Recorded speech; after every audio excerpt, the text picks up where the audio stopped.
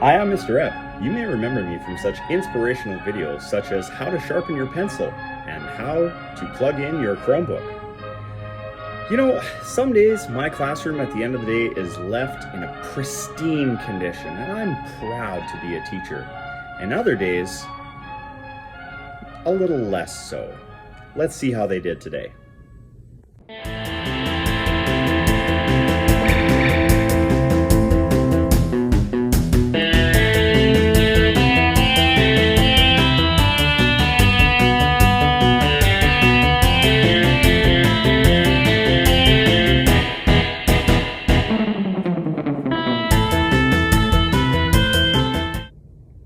Wow.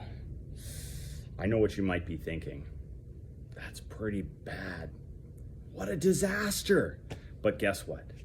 I think there might actually be a little elf at our school that comes in after all of the kids are gone and all of the teachers are all snug and nestled in their beds and cleans up after everybody at the end of every day.